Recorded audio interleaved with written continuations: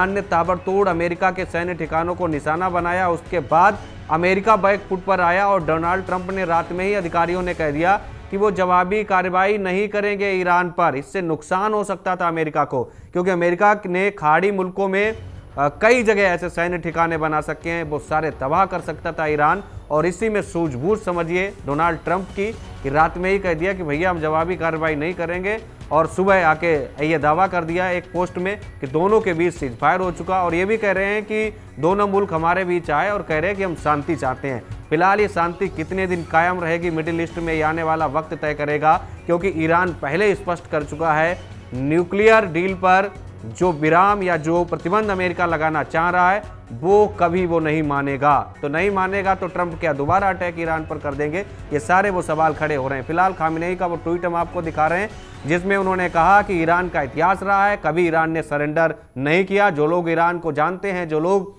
Iran के history को जानते हैं, उन्हें पता है कि ईरान कभी सरेंडर नहीं करता। और दूसरी तरफ ट्रंप लिख रहे हैं कि कांग्रेचुलेशन, देखिए दुनिया को बधाई दे रहे हैं कि दोनों देश सीज फायर के लिए तैयार हो गए।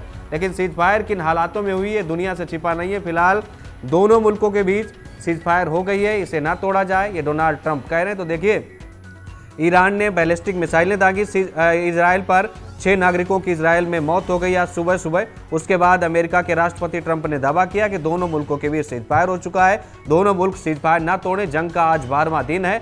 वाकई में युद्ध किसी भी मसले का हल नहीं हो सकता। जैसा कि हमने साहिल लुधियानवी की लाइन आपको पढ़कर सुनाई कि युद्ध किसी भी समस्या का समाधान नहीं है। समस्या का समाधान बातचीत और कह सकते हैं टेबल पर आके आमने सामने बैठकर ही निकाला जा सकता है। युद्ध तो सिर्फ बर्बादी की तरफ ले जाएगा। और इस बर्बादी में इजराइल ईरान के 11 दिन की जंग पर आप कंपेयर देखेंगे, दोनों तरफ का बैलेंस बनाकर देखेंगे तो आपको नजर आएगा कि इजराइल किस तरीके से बर्बाद हुआ है।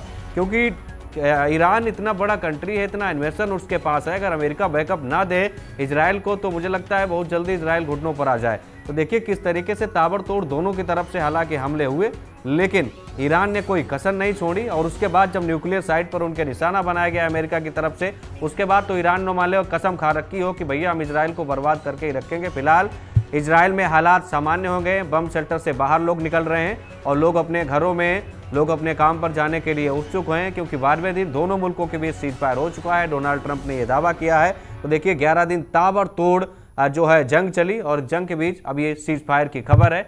फिलहाल इजराइल ईरान के बीच जो लड़ाई चल रही थी वो खत्म होती हुई दिखाई दे रही है, लेकिन ये सीज फायर कब तक लागू रहेगा किसी को नहीं पता।